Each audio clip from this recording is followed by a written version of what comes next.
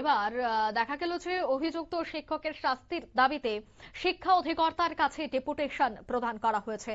রাজ্যের বনেদি বেসরকারি ভবন ত্রিপুরা বিদ্যা মন্দিরে সংঘটিত ঘটনায় ভারতের ছাত্র ফেডারেশন রাজ্য কমিটির উদ্যোগে এদিন তারা ডেপুটেশন প্রদান করেন। জানা গেছে যে এই ভবন ত্রিপুরা বিদ্যা মন্দিরে একজন শিক্ষকের বিরুদ্ধে গুরুতর কিছু অভিযোগ উঠেছে, যা সকলে আতঙ্কিত হয়ে পড়েছেন। শিক্ষাঙ্গনে এ ধরনের ঘটনা লজ্জাজনক এবং এই ঘটনা রুখতে কার্যকরী পদক্ষেপ গ্রহণ করার জন্য এবং অভিযুক্ত শিক্ষককে আইনের আওতায় আনার দাবিতে এসএফআই ত্রিপুরা রাজ্য কমিটির পক্ষ থেকে উচ্চ মাধ্যমিক শিক্ষা অধিকর্তার নিকট প্রতিনিধিমূলক ডেপুটেশন প্রদান করা হয়। এই দিনের এই ডেপুটেশনে কি বলছেন এসএফআই এর রাজ্য সম্পাদক সৃজন দেব, শোনাবো।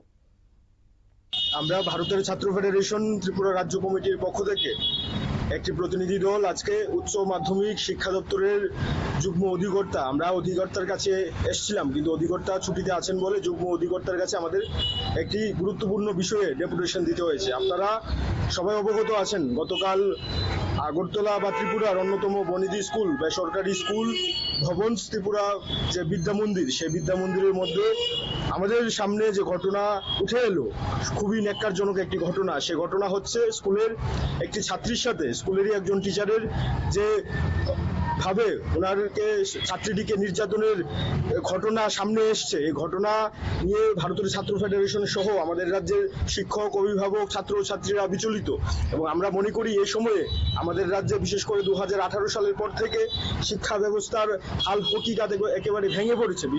শিক্ষা ব্যবস্থার সরকারি হোক বেসরকারি হোক সব দিক দিয়ে শিক্ষা ব্যবস্থা তলানিতে ঠেকেছে। আমরা লক্ষ্য করছি সারা রাজ্যের মধ্যে শিক্ষা ব্যবস্থায় একটা ঘটনা থিতু হওয়ার আগেই আরেকটা ঘটনা চলে আসছে আমাদের সামনে।